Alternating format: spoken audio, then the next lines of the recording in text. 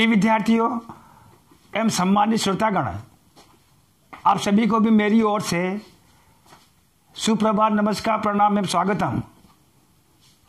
आज के व्याख्यान प्रस्तुतिकरण में बीएससी भाग प्रथम के समस्त विद्यार्थियों का हार्दिक अभिनंदन। प्रिय विद्यार्थियों, आज जिस विषय पर हम अपना व्याख्यान प्रस्तुत करने जा रहे हैं उसका शीर्षक है रासायनिक अभिक्रिया के वेग को परिभाषित करने के विभिन्न प्रकार की विधियां, सूत्र। उक्त विषयों को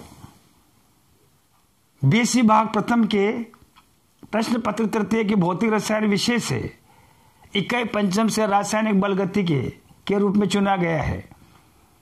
प्रिय विद्यार्थियों, विगत व्याख्यानों में हमने रासायनिक अभिक्रिया के वेग को सुपरिभाषित किया था। रासायनिक अभिक्रिया को वेग को परिभाषित करने के लिए इसके दो प्रमुख परिस्थितियों में रासायनिक अभिक्रिया को वेग को किस प्रकार से लिखा जाता है, प्रदर्शित किया जाता है, सूत्रों के रूप में लिखा जाता है। हमने सांद्रता और सक्रिय द्रव्यमान के रूप में रासायनिक अभिक्रिया के वेग को हमने विगत व्याख्यानों में विस्तार से चर्चा की थी। आज के व्याख्यानों को सुपरिभाषित करने से पहले प्रिय विद्यार्थियों, संक्षिप्त में मैं पुनः उन दो परिस्थितियों के बारे में चर्चा करना चाहूंगा जिसमें रासायनिक अभिक्रिया को वेग को परिभाषित किया जाता है। इसके लिए हमने उत्क्रमणीय रासायनिक अभिक्रिया में A+B क्रिया कारक आपस में क्रिया करके C और D को बनाते हैं। गतिक वक्र की सहायता से हमने ये भी सिद्ध किया था कि जैसे जैसे अभिक्रिया अग्र दिशा में विस्थापित होती है, बढ़ती होती है, अथवा समय परिवर्तन के दौरान क्रिया कारकों की सांद्रता में कमी होती है, अर्थात ऋणात्मक चिन्ह प्रयोग में लिया जाता है। साथ ही क्रियाफलों की सांद्रता में वृद्धि होती है, इसको धनात्मक चिन्ह के रूप में प्रयोग में लिया जाता है। और हमने विगत व्याख्यानों में सांद्रता और समय के बीच में आरेख, गतिक वक्र का आरेख भी आरेखित किया था और उसके माध्यम से हमने समझाने की कोशिश की थी कि किस तरह से क्रिया कारकों की सांद्रताएं घटती है, ऋणात्मक चिन्ह प्रयोग में लिया जाता है, और क्रियाफलों की सांद्रताएं बढ़ती है, क्रियाफलों की सांद्रता बढ़ती है। इस हेतु हमने धनात्मक चिन्ह के रूप में प्रयोग में लिया था। अब हमने दो जो प्रमुख केस थे, सांद्रता के रूप में और सक्रिय द्रव्यमान के रूप में, जिसमें हमने -dC/dt, -dCb/dt plus dCc/dt plus dCd/dt जो है एक सामान्य रासायनिक अभिक्रिया के लिए 1:1 एक अनुपात वाली एक अभिक्रिया के लिए हमने A, B, C और D के सूत्रों के रूप में परिकलित किया था। सक्रिय द्रव्यमान के रूप में यदि सांद्रताएं प्रदर्शित की जाए, ऐसी स्थिति में रासायनिक अभिक्रिया का वेग जो होता है, सांद्रता को सक्रिय द्रव्यमान के रूप में 1:1 वाली जो अभिक्रिया थी उसमें हमने -d active mass of A/dt -d active mass of B/dt plus DC active mass of dC/dt और plus D active mass of D/dt के रूप में सुपरिभाषित किया जाता।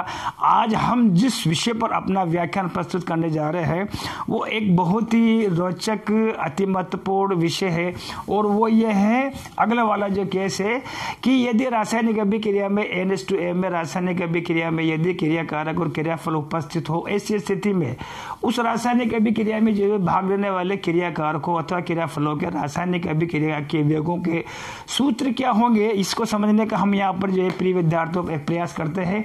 एक N/M वाली जो है अभिक्रिया हम यहाँ श्याम पट्टे पर लिखते हैं, जिसमें A के N1 मोल जो है B के N2 मोल से क्रिया करते हैं, और C के जो देखेंगे आप M1 मोल बनाते हैं, और D के जो है आप देखेंगे M2 मोल बनाते हैं। ऐसी कार्बनिक में, कार्बनिक रसायन में ऐसी अनेक अभिक्रिया है जिसमें रासायनिक अभिक्रिया में क्रिया कारक और क्रियाफल N/M अनुपात में भाग लेते हैं। जैसे मैं बता देता हूँ, नाइट्रोजन पेंटॉक्साइड का निर्माण करना है, N2 thrice H2 twice NH3 ammonia का निर्माण करना है, सल्फर ट्राइऑक्साइड का निर्माण करना है। तो ऐसी काफ़ी तादाद में, संख्या में रासायनिक अभिक्रिया है जिसमें N/M अनुपात में जो है क्रिया कारक और क्रियाफल जो आपस में प्रयोग में लिए जाते हैं। अब सवाल हमारे पास में ये खड़ा होता है, मेरा प्रश्न एक महत्वपूर्ण सवाल बीएससी पार्ट 1 के समस्त विद्यार्थियों से है कि ये जो अभिक्रिया है, इस अभिक्रिया के लिए जो है A, B, C और D के लिए जो है यहाँ पर जो है रासायनिक अभिक्रिया वेगों का सूत्र क्या होगा? जाहिर सी बात है स्टूडेंट्स, विद्यार्थी जो है, बच्चे जो है कंफ्यूज हो जाते हैं, उनके दिमागों में भ्रम की स्थिति पैदा हो जाती है कि ए बी सी और डी जो है, आर का मतलब यहाँ पर रिएक्टेंट क्रिया कारक है, बी का मतलब प्रोडक्ट यानी कि उत्पाद है। तो ए बी सी डी के जो है यहाँ पर रासायनिक अभिक्रिया वेगों के सूत्र क्या हो गए? आइए इस सामान्य अभिक्रिया को समझने के लिए ए बी सी डी के मान परिकलित करने के लिए मैंने शाम पट्टे पर यहाँ पर जो है एक विशिष्ट N/M वाला हमने रासायनिक अभिक्रिया का दृष्टांत प्रयोग में लिया है, जिसमें हाइड्रोजन पेरोक्साइड के 2 मोल आपस में क्रिया करके या टूट करके विघटित होकर के जल के 2 मोल और ऑक्सीजन के जो 1 मोल का निर्माण करते हैं।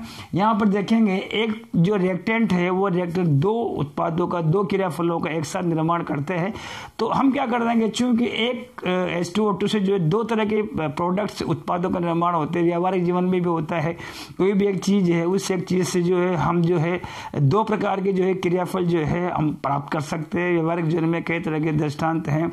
आप देखेंगे दूध से जो है दही का और उसके अन्य प्रकार के जो स्वीट्स वगैरह, मिठाइयाँ वगैरह, अन्य प्रकार की जो खाद्य सामग्री है उनको हम निर्माण कर सकते हैं, निर्मित कर सकते हैं। ठीक उसी तरह से जो है यहाँ पर जो है जल के जो हाइड्रोजन पेरोक्साइड के 2 मोल है, आप देखेंगे यहाँ पर जो है इस H2O2 और O2 को जो है हमने यहाँ पर जो है एक क्रियाकारक को अन्य प्रकार का जो क्रियाफल O2 यहाँ पर बना रहे हैं उसको मैंने यहाँ पर सेलेक्ट किया है, चुनाव किया है। तो वही सामान्य सूत्र सिद्धांत है अभिक्रिया वेग का। H2O2 इसको सांद्रता के रूप में dCH2O2/dt लिखेंगे, चूंकि हाइड्रोजन पेरोक्साइड जो होता है क्रियाकारक होता है, अतः ऋणात्मक चिन्ह होगा।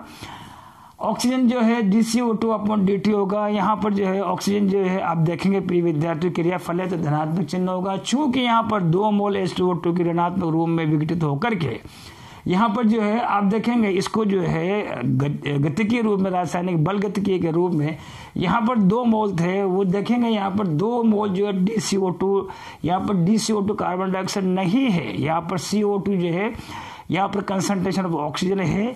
ऋणात्मक रूप में इसको इस ढंग से प्रदर्शित करेंगे और तत्पश्चात इसको हल करेंगे तो आप देखेंगे -1/2 dCH2/dt प्लस dCO2/dt के होता है। यहाँ पर प्लस चिन्ह हमने जो है यू प्रयोग में लिया है क्योंकि ऑक्सीजन जो है क्रियाफल है, उत्पाद है। अब हल करने पर आप देखेंगे इसको मैंने 1 नाम दिया, इसको मैंने 2 नाम दिया है। इसी तरह से याद देखेंगे अब हल करने पर जो है ट्वाइस H2O और dt CH2dt होगा।